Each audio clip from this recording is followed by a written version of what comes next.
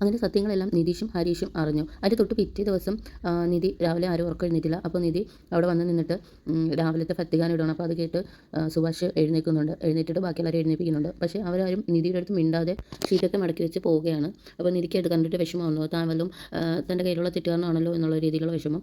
അപ്പോൾ സുഭാഷിൻ്റെ അച്ഛൻ വരുന്നുണ്ട്. അപ്പം സുഭാഷിൻ്റെ അച്ഛൻ വരുമ്പോൾ എല്ലാവരും നോക്കുകയാണ്, എന്ത് ചെയ്യാനാണ് എന്നും പറഞ്ഞ് എല്ലാവരും ഹരീഷും നിതീഷും സുധീഷും ഒക്കെ നോക്കി നിൽക്കുകയാണ്. അച്ഛൻ എന്താണ് ചെയ്യാൻ പോകുന്നതെന്ന് നിധിയും നോക്കുന്നുണ്ട് അതിനോടൊപ്പം. അപ്പോൾ അച്ഛൻ അവരുടെ കല്യാണത്തിൻ്റെ സമയത്തുള്ള ആൽബത്തിലെ ഫോട്ടോസ് അവിടെ നേരത്തെ ഓൾറെഡി ഫ്രെയിം ചെയ്ത് അവിടെ തൂക്കിയിട്ടിരുന്നു. അപ്പോൾ ഇതൊരു ഫേക്ക് കല്യാണമാണെന്ന് അറിഞ്ഞത് കൊണ്ട് തന്നെ ആ ഫോട്ടോ തൂക്കിയിട്ടിരുന്ന ഫോട്ടോ അവിടെ നിന്ന് എടുത്ത് മാറ്റുകയാണ്. അപ്പം നിധിക്കും മൊത്തത്തിൽ എല്ലാവരും ഭയങ്കര സൈലൻ്റായിട്ട് എല്ലാവർക്കും വിഷമമായി.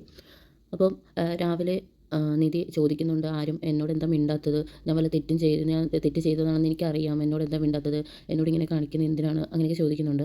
അപ്പോൾ ഇത് കേട്ടിട്ട് നികേഷ് നല്ല രീതിയിൽ കരഞ്ഞിട്ട് നിധിയുടെ അടുത്ത് വന്ന് പറയുന്നുണ്ട്, ഏട്ടത്തിക്ക് ഇവിടുന്ന് പോകാതിരുന്നൂടെ, ഏട്ടത്തി ഡിവോഴ്സ് ചെയ്തോ, അതിൽ ഞങ്ങൾക്ക് വിഷയമില്ല, പക്ഷേ ഏട്ടത്തി ഇവിടുന്ന് പോകില്ല, ഈ വീട്ടിൽ ഏട്ടത്തി വന്നപ്പോൾ എനിക്കൊരു അമ്മ വന്നതുപോലെയാണ്, അതുകൊണ്ട് ഏട്ടത്തി ഇവിടുന്ന് പോകരുത്, അത് ഞങ്ങൾക്ക് സഹിക്കാൻ പറ്റില്ല, ആ രീതിയിൽ കരഞ്ഞിട്ട് നികേഷ് സംസാരിക്കുന്നുണ്ട്. അപ്പോൾ ഇതെല്ലാം കേട്ട് ബാക്കിയുള്ളവരും നോക്കി നിൽപ്പുണ്ട്. അപ്പോൾ ഹരീഷും പറയുന്നുണ്ട്, ഏട്ടത്തിക്ക് ഡിവോഴ്സ് ചെയ്യുന്ന ഇപ്പം ഉടനെ ചെയ്യണോ, കുറച്ചും കൂടെ കഴിഞ്ഞിട്ട് ഏട്ടത്തി ഡിവോഴ്സ് ചെയ്ത് അത് കുറച്ചും കൂടെ നീട്ടി വെച്ചുകൂടെ തീരുമാനം എന്നൊക്കെ ഹരീഷും പറയുന്നുണ്ട്. അപ്പം ഇതൊക്കെ ഇവരുടെ എല്ലാവരുടെയും ഈ ഒരു സങ്കടം കണ്ടിട്ട് നിധി ആകെ വിഷമിച്ച് നിൽക്കുകയാണ്. അപ്പം സുഭാഷ് പറയുന്നുണ്ട്, ആരും നിധിയെ വിഷമിപ്പിക്കരുത്, അതൊക്കെ അവരുടെ തീരുമാനമല്ലേ, ആരും നിധിയെ വിഷമിപ്പിക്കരുത് പ്ലീസ് എന്ന് പറയുന്നുണ്ട്.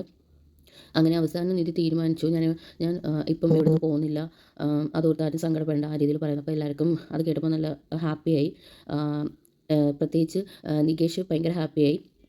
അപ്പോൾ അതിനുശേഷം സുഭാഷും നിതീഷും ഹരീഷും കൂടെ ഒരുമിച്ച് നിന്നിട്ട് നമ്മുടെ സുധീഷിനെ നിധിക്ക് ഇഷ്ടപ്പെടും, അവൾ താനേ ഇഷ്ടപ്പെട്ടുള്ളൂ, നമ്മളായിട്ട് ഇഷ്ടപ്പെടിക്കേണ്ട കാര്യമില്ല, അവൾക്ക് സ്വന്തമായിട്ട് അവനോട് ഒരു ഇഷ്ടം തോന്നട്ടെ, അത് കഴിയുമ്പോൾ നിധി എന്തായാലും ഇന്ന് ഇവിടെ തന്നെ കാണും, നിധി എങ്ങോട്ടും പോകത്തില്ല, അങ്ങനെയൊക്കെ പറഞ്ഞ് എല്ലാവരും നല്ല ഹാപ്പി ആയിട്ടിരിക്കുകയാണ്. അപ്പോൾ തൊട്ട് പിറ്റേ ദിവസം രാവിലെ നിധി വന്നിട്ട് ചോദിക്കുന്നുണ്ട്, സുഭാഷ് ചേട്ടന് നിങ്ങളാരും പെണ്ണാലോചിക്കാത്ത എന്താ, സുഭാഷ് ചേട്ടനെ കുറിച്ച് നിങ്ങളാരും ചിന്തിക്കാത്ത എന്താ, അങ്ങനെയൊക്കെ ചോദിക്കുന്നുണ്ട്. അപ്പം സുധീഷ് പറയുന്നുണ്ട്, പെണ്ണ് ആലോചിച്ചാൽ 4 പറഞ്ഞു, ഒരുപാട് പെൺകുട്ടികളെ കാണാൻ പോയിട്ടുണ്ട്, പക്ഷെ ഒന്നും ശരിയായിട്ടില്ല എന്ന് പറയുന്നുണ്ട്.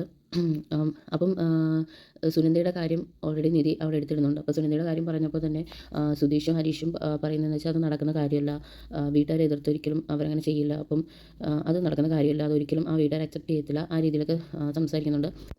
അപ്പോൾ അവസാനം ആ ഒരു ടോപ്പിക്കോടെ ഇന്നത്തെ എപ്പിസോഡ് വൈൻഡപ്പ് ചെയ്യുകയാണ്.